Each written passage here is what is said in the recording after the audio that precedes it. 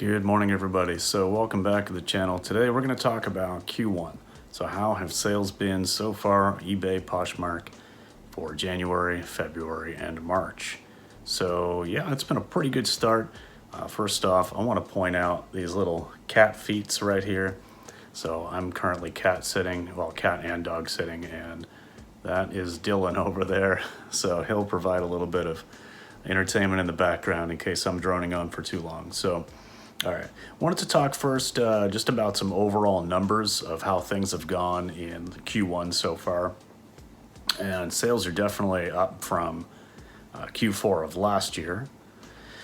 And, or at least I believe they are. Now I'm kind of doubting myself on that. I'll talk about Q4 a little bit in the description down below so we can do a little bit of comparison. But overall, counting eBay and Poshmark and not including anything that I've sold for friends or anything like that that's on commission, just things that are on my own personal sales, I have sold $8,961.57. And of course that's in Canadian because I am in Canada. So that's my total sales, and that is the total sales not including shipping. So because I charge for shipping, or on Poshmark it's free, I'm including only the actual sales volume of the items that sold. So almost just under $9,000, not including the costs that the buyer is paying to ship those items. So $89.61 in sales, and total income, so after accounting for fees and stuff, is $6,580.64. So that means I've got a total net profit coming through. By the time I account for everything, back out my cost of goods, total net profit over Q1 was $4,716.75. So a little over, just under $1,600 a month, basically, of net income coming in. And I just want to remind everybody, I'm doing this part-time. We'll get to that a little bit later, but on average, I'm probably only putting about 16 hours in per week. So, you know, to have that extra almost $1,600 a month just completely clear net profit, that goes a long way, especially, you know, winter in Canada, that's helping paying heating bills, things like that. So yeah, pretty cool. So anyway, doing the math on that, that's an average margin of 52.6%.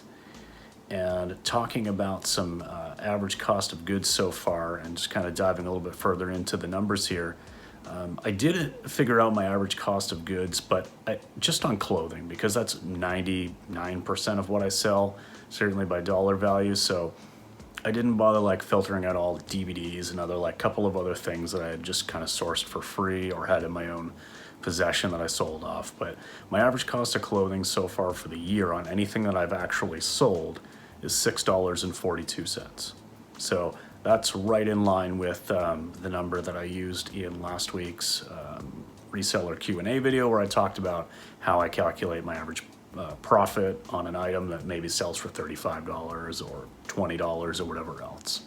So kind of knowing that I'm sitting around that $6.50 mark, I can make good informed decisions on how low I want to go if somebody sends me an offer. But all right, so speaking of how low will I go, I know a lot of resellers will find that their average sale price is lower on Poshmark because, you know, you do closet clear out, you do more deals, offers, things like that. But because I sell other items, like lower value items on eBay as well, my average sale price on eBay is actually lower than Poshmark. So average sale price on eBay so far in 2023 for the first 3 months is $27.36. And then on Poshmark, my average sale price is $32.87. So yeah, I mean, I'm averaging about, I mean, that almost works out exactly to like $30 average sale price between the two platforms. So I'm really happy with that. Again, considering my average buy cost is $6.42, turning that into $30 every time, that's really good. So when I work it out, and this is just an assumption, I haven't actually tracked this. This is me just kind of looking back and figuring out what I think I'm doing on an average week, assuming about 16 hours a week of sourcing, photographing, listing, and actually shipping items out. call it 16 hours. That means that I'm netting out of that total net, if I divide it by the number of weeks, which is like 12 full weeks, I think, and 6 days, like I did the math right down to it, right down to the day, I am averaging a net of $22.93 per hour. So that's just kind of, it's not passive income because I'm working for it, but I'm not having to put in a lot of extra time. So to have that basically $23 an hour for 16 hours every week, that's really good. That's some good extra money, like I said. So, I do want to kind of scale up and continue to scale up. As you can tell, and as I mentioned, I'm not in my own house right now, so I do like dog sitting and cat sitting again, little cat feets there. So I am away. I did have to put my store on vacation mode on Poshmark. You can't sell anything. It doesn't actually let sales happen, although for some reason one did. And I don't know if it's because someone bought it like basically immediately. Like I had listed this Eileen Fisher t-shirt, just a basic cotton tee. I didn't want to try to, get too much for it. I think I put it up for like 25 bucks and somebody bought it right away. And I don't understand. Like I've been listing things while I've been off, but everything in my closet shows not for sale. So I don't know how that happened, but I did message the buyer right away and said, hey, like I'm on vacation mode. I don't even know how a sale came through, but if you want me to cancel it, I can. Otherwise I'm back in like, in a few days or something and I can send it out, but it's going to be longer than I normally take to ship this item out. And they were like, no, I can wait. It's all good. So that's cool. And then on eBay, of course, you can still sell items, but it just lets prospective buyers know that, hey, this shop is away and it's going to take them longer to ship your items. I have gotten a few sales, but last week in total, and this is really where you see like the Poshmark paying offline. Last week in total, my sales were $430, where I've been kind of averaging around that $8 to $8.50 mark most weeks. Recent weeks anyway. So yeah, I did cut it pretty much in half, but that's okay. I'm making some money doing this and whatnot. And I'm getting to hang out with some cool animals, so it all works out. But yeah, that's really about it as far as the numbers go on Q1. Excuse me. So far, so good. So I'm still hovering just a little bit over 800 active listings on eBay, that is. And, some of those are hard goods, some of that's old inventory, but at least like 700 good quality clothing items listed to both platforms. So that's kind of where I am, but, still listing every day, or pretty much. I did miss a couple of days here while I've been off just with traveling and all that kind of stuff.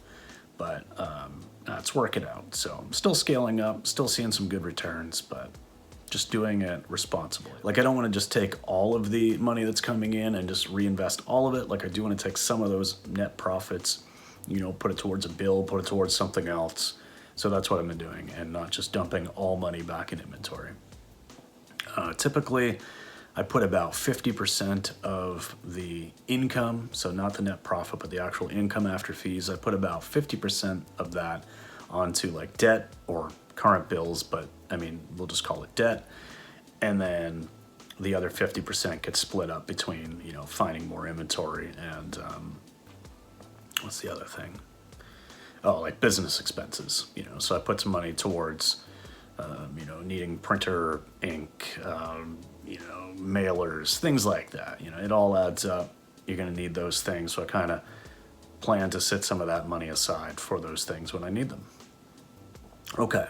So I thought it would be kind of fun to go over sort of a highlight reel of some of the best sales I've had for the year so far. So I know that I would have already talked about these in individual what sold this week videos, but I did want to just kind of go through it, and I'll just go through them really quickly. And I'm just looking off my phone. I'm just looking at some photos here, some snapshots that I took from listings. So I don't remember exactly what each of the dollar values were on this, but there were some pretty good high dollar items that I wanted to just mention again and kind of recap. It's like 12 or 15 items here. All right, so first there was this this vintage Kamek snowsuit, like a full winter jacket and the snow pants, and I know that sold for about $90, maybe $100, and that was, I think, a buy cost of about 15 bucks. Now we've got these Lucy and Yak dungarees with like the marigold print, And these were in a large size, and these sold pretty quickly for $70. So just a very unique piece. Jamie saw these and was like, hey, this got to be something. We looked them up, sure enough, and they sold pretty quick. Now we've got this vintage Bogner snowsuit, like this one-piece kind of ski suit. And, there was a little bit of damage to the belt buckle, a couple spots of discoloration, but it still sold pretty quickly for $80 plus shipping. Next was this Acquire vintage board game from, I don't have it on my screen here, but I think it was like late 60s or early 70s. This is one of those bookshelf board games, so like when it's all together and sitting on the shelf, it looks like the end of a book. Some of these do really well. This one did amazing.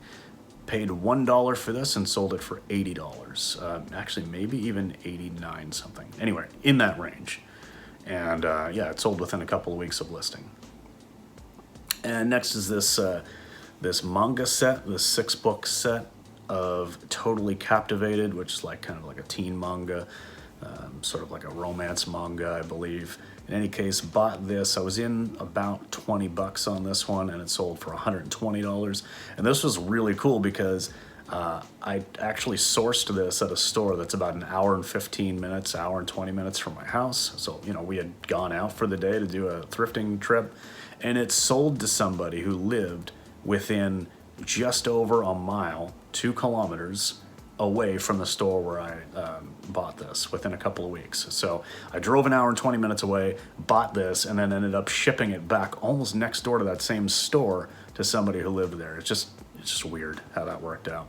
Anyway, that sold for $120, so nice return on that. Next were these, I want to say these were Eileen Fisher, but I'll have to look that up because again, I'm just looking at the photo here. But yeah, these were some leather pants, like leather panels on viscose pants, and these sold for $100.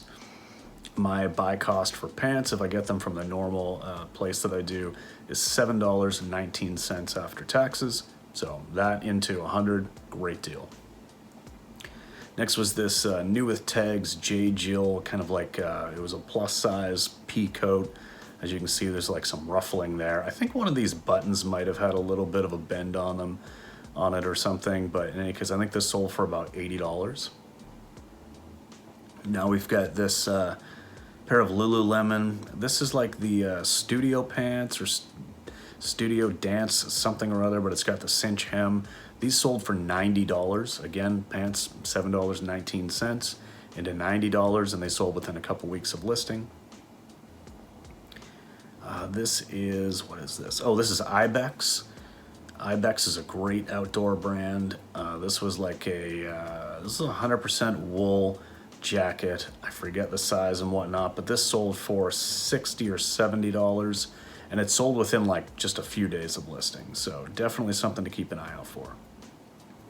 These Sorel boots, now we're kind of getting back a little bit more into the winter weather, but these Sorel boots, these sold for $88 on Poshmark. They were in like new condition, and I don't remember where I got these. I want to say I picked these up at a Salvation Army for like $5, but I could be wrong about that.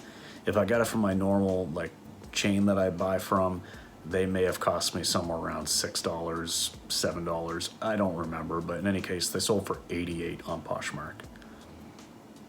This was a Value Village find. This was cool. This was the Project something or other, I forget, but this like quilted wool blend jacket in a men's XL, I believe. And it did have some wear in around the neck and the collar and stuff. It still sold for $100. So I did pay up a little bit on this one, like I think $15 to $17 or something at Value Village, which is Savers if you don't know. And yeah, sold for $100, not that long after listing, maybe week and a half, 2 weeks. This was another nice find. These are these Paciati or Paciotti. I'm not really sure exactly how to pronounce it, but in either case, these leather boots in a women's 6 or 7, I believe. They were in immaculate condition, except there was a little bit of a split along the heel, very, very subtle. Obviously that was noted in the description, but yeah, they sold for $80. And I did sit on these for quite a while, and I paid up for them. I think I paid $15 or $20 at a Salvation Army, but sold them for $80 on Poshmark. And now we've got this FootJoy. This was like the Heritage Collection thing. So it's like FootJoy is a golf brand, if you don't know, and this was like a quarter zip limited edition pullover thing. And this sold for, I want to say 79, maybe 69, but anyway, in that $70 to $80 range. That was a cool flip. And then last up on this just sort of highlight reel was this Carhartt jacket. This was a recent sale, and this is the one that I talked about, you know, a recent thrift haul where actually, it's funny. The thrift haul for this jacket might not even technically be out yet. I can't remember because I'm ahead of a couple of videos. In any case, you will have just seen this, or you'll actually see this in like probably the next video, thrift haul video. But this was a Carhartt union-made vintage, made in the USA work jacket. Lots of, you know, stains, wear, discoloration, all the rest, but in pretty good structural condition because Carhartt is built to last. That's why everyone loves it. And this sold for $99 on Poshmark. And this was a cool one because in one of our stores that we go to pretty regularly, the young girl that was working, you know, we've chatted a little bit. She knows I'm a reseller and stuff. And I got this from the new rack right before I left. She actually pointed it out and was like, hey, you need to look at this. You're going to want to buy this before you go. So that was really cool. I feel like I should give her a little commission the next time I'm in there. But in any case, just wanted to go over some of those sort of highlight reel sales. You know, am I going to keep selling clothing through 2023 and beyond? Absolutely. It is just ridiculous how much money can be made. And I know I've mentioned it before, but channels like Kaylee Elaine, Tabs McCaffrey, quite a few others. I mean, there's a lot of channels that I watch. Just, you know, Tab's kind of like the main Canadian one I watch, and then Kaylee Elaine is obviously a very successful U.S. reseller who's got a team of, I think, 5 now. So Kaylee and Nikki, they do great, and, you know, thousands of dollars of sales per week. And obviously, I owe a lot of my success to other YouTubers, to other resellers who share their knowledge, because you think I had a clue what sold for women's clothing? I didn't know anything about women's clothing up until like 6 months ago. And a year ago, if anybody would have asked me, like, you know, what I would know about it, or if I thought I would be getting into it, I would have probably laughed. But here we are, and, you know, for 16 hours a week, bringing in almost $4,800 in the first 3 months of the year, just extra money that I can put towards bills or something that I want to get for myself. That's amazing. So very grateful for this reseller community for sure. And that's why I want to share these quarterly updates, just so I can log for myself the growth over time, but then also, you know, maybe provide a little bit of information and inspiration for anybody else who's new and wanting to get into it. So if you have questions, again, more about what I sell, not just this highlight reel I just showed, I do put out weekly what sold videos where I talk about everything that's sold on eBay and Poshmark, and not just the good stuff. I show you the things where I've earned $1 or maybe even taken a loss on as well, because I don't want you to repeat my mistakes. I don't want to repeat my mistakes, but then there's a lot of wins as well. So, all right, well, I'll wrap it up there instead of rambling on for too much longer. Again, really appreciate all of the support on the channel so far. We're 1 quarter in. We only created this channel January 1st just as a way to sort of track this for myself. You know, we're not taking the world by storm with millions of subs, but we're seeing continual growth. Seeing a lot of regular folks popping in, leaving comments and asking questions and being engaged and involved, and I really do appreciate that. So thanks again, and we'll see you in the next video, guys. Peace.